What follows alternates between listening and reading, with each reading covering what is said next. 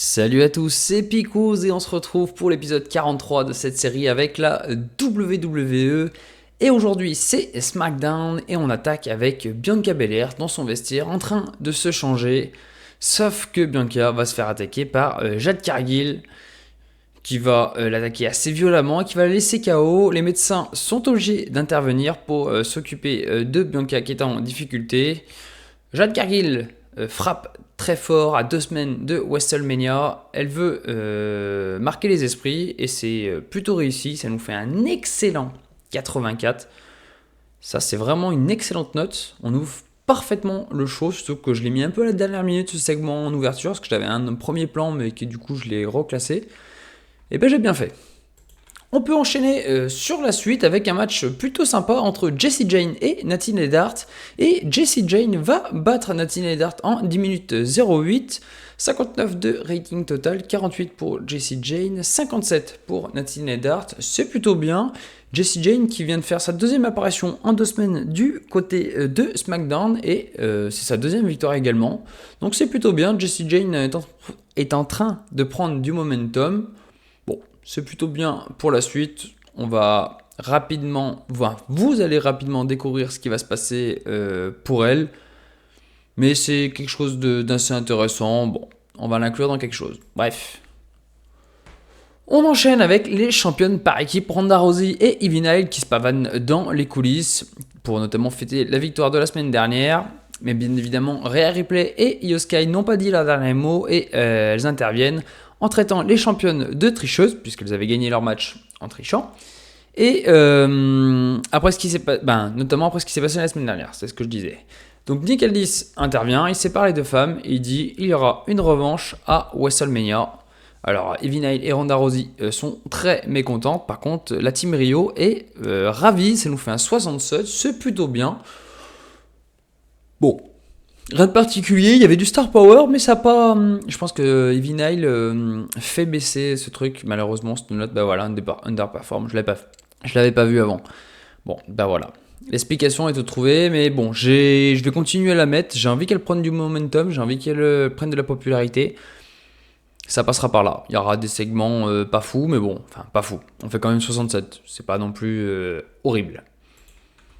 On continue, match simple avec Long Cloudy qui va défaire Angelo Dawkins dans un match qui a rien de plus simple, de normal. 56 de rating total, 51 pour les deux hommes. Bon, c'est plutôt correct. Long Cloudy, là pour l'instant, qui est un peu en stand-by. J'aurai certainement un programme à leur faire pour plus tard.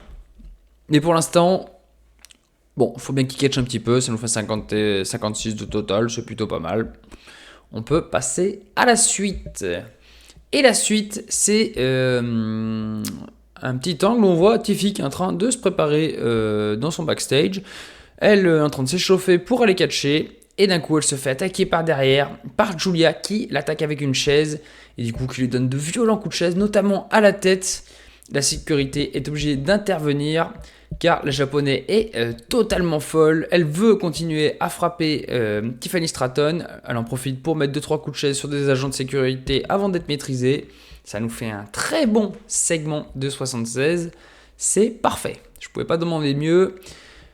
Il y a quand même du gros star power chez certaines du côté de SmackDown et j'ai l'impression que ça a été mis à l'écart. Surtout quand on voit Julia, il y a un potentiel de fou furieux. Après, c'est dans le jeu. Peut-être que dans la réalité, c'est pas aussi bien. Mais moi, je suis sûr qu'il y a un potentiel de fou furieux. Bref. On enchaîne avec un match par équipe. Les Latino World Order, Cruz del Toro et Joaquin Wilde affrontent les Pretty Deadly. Bon, sans grosse surprise, le Latino World Order va remporter la victoire en 10 minutes 18, 41 de rating total. C'est pas bon du tout. Au niveau des notes, Joaquin Wilde nous fait un 50, 47 pour Cruz del Toro, mais il est off his game. C'est dommage, j'aurais pu faire mieux. 46 pour Kit Wilson et 49 pour Elton Prince. Bah ouais, en fait, il les considère pas assez importants. Et du coup, ça plombe un peu la note de ce segment. Bon, c'est un segment de milieu de show, c'est pas très grave. Ça nous fait un 41. Bon, on pourrait faire mieux. Mais on pourrait faire bien pire. Et du coup, derrière, on retrouve les Garza en interview avec Cathy Kelly. Et les champions n'aiment pas trop voir Cruz del Toro et Joaquin Wild gagner des matchs. Et ils disent qu'ils sont pas de vrais luchadors comme eux et ils font pitié à tout un pays. Les mots sont assez durs, mais on sent une petite rivalité entre les deux équipes, surtout deux équipes de Mexicains. Ça nous fait un 60, c'est plutôt bien. Je m'attendais pas je m'attendais à un 55, donc franchement 60, je suis plutôt satisfait. On enchaîne avec Tommaso Ciampa accompagné de Gargano et Candice LeRae qui nous fait une petite promo backstage et il annonce qu'il veut affronter Randy Orton ce soir. Et ça va être accepté, ça nous fait un 59 et le match va avoir lieu juste après et Randy Orton va remporter la victoire en 8 minutes 38 avec son RKO. 67 de rating total, 63 pour Randy Orton qui est malheureusement office game et 52 pour Tommaso Ciampa. Ça nous fait plutôt une bonne note, je suis plutôt satisfait. A noter pas l'intervention de la DY. Le match a été propre entre les deux et Randy Orton remporte la victoire. Bon, rien de plus à signaler, c'est plutôt bien. Ça va donner de la confiance à Rey Fénix qui doit réaffronter Johnny Gargano par la suite.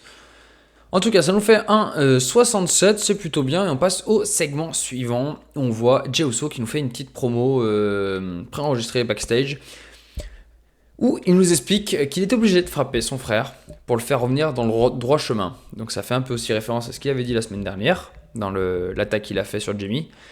Il dit qu'il ne peut plus rester comme ceci, et qu'il sera obligé de tabasser son frère tant qu'il ne comprendra pas. Il est fier de l'avoir aidé, il le refera si le besoin s'en fait sentir. Ça nous fait un très bon 78, Jey Uso est quand même très over. Moi, c'est pas forcément un catcheur que j'apprécie plus que ça. J'aime bien, mais voilà, sans plus. Mais je dois dire, sur le jeu, il est cheaté. Sur les promos, il est très très bon, même sur le in-ring, il est pas dégueulasse. Donc j'en profite. Je profite notamment de ses qualités de promo pour faire des segments où ça donne de la hype. On enchaîne avec un match simple. Sami Zayn va défaire Santos Escobar en 14 minutes 32. Bien évidemment, Drew McIntyre sera présent aux abords du ring. Il veut s'amuser, à distraire un peu Sami Zayn pendant le combat. Rien de méchant, c'est juste de la distraction, c'est pas de l'attaque. Ça nous fait un 71, 70 pour Sami Zayn, 55 pour Santos Escobar. C'est plutôt pas mal. Sami Zayn a besoin de prendre un petit peu de momentum. Bon, c'est parfait. On enchaîne avec Montez-Ford qui vient au ring et il dit qu'il n'a pas peur de Roman Reigns. Il dit qu'il fera tout pour l'éclipser et qu'il devienne la risée de WrestleMania. Pourquoi ça ? Il va le battre dans un match simple pour lui faire comprendre qu'il est le patron de SmackDown. Il va quand même rebondir sur son statut de part-timer. Il se doute bien qu'il n'aura pas une réponse de suite car il estime que Monsieur Reigns est un profiteur.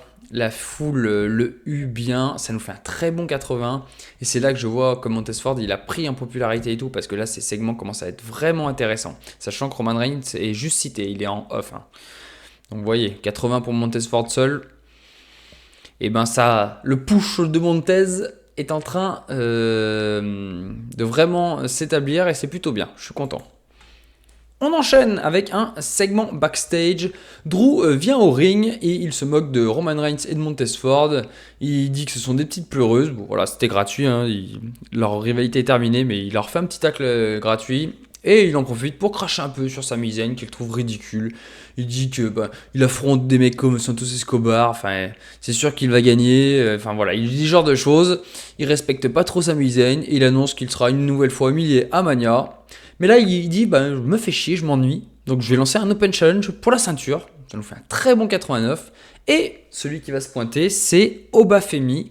Et ça va nous donner un excellent match. Je m'attendais vraiment pas à une note aussi bonne. Drew McIntyre va défaire Obafemi en 14 minutes 12.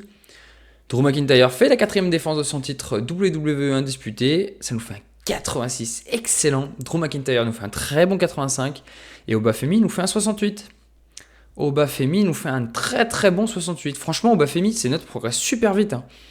Pourtant, j'ai un peu de mal avec Obafemi à la télé actuellement, même si j'espère qu'il va démonter Lesnar. Mais je pense qu'il y a vraiment moyen de lui donner quelque chose d'intéressant. À voir par la suite, mais putain, ça va être plutôt bien. Et là, à mon avis, on va faire une très bonne note de show, vu les notes qu'on a eues durant tout le match. Et ouais, On fait un 83. Je pense, faudrait que je regarde, c'est vrai que j'ai jamais regardé trop les notes, mais je pense que c'est une de nos meilleures notes qu'on a eues, si ce n'est la meilleure note du show.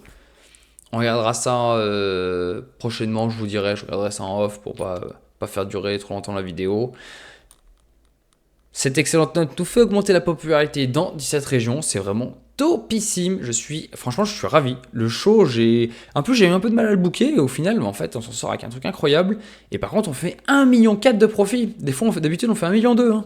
Comme quoi, avoir une bonne note, forcément, ça nous fait vachement augmenter le profit. Et le broadcast revenu, 1,3 million. T'enlèves le broadcast revenu, plus de sous. Bref, popularité recap, ça augmente. Oui, non.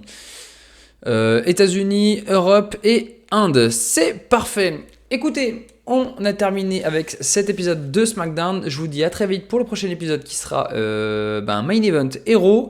Je vous dis à très vite. Ciao tout le monde.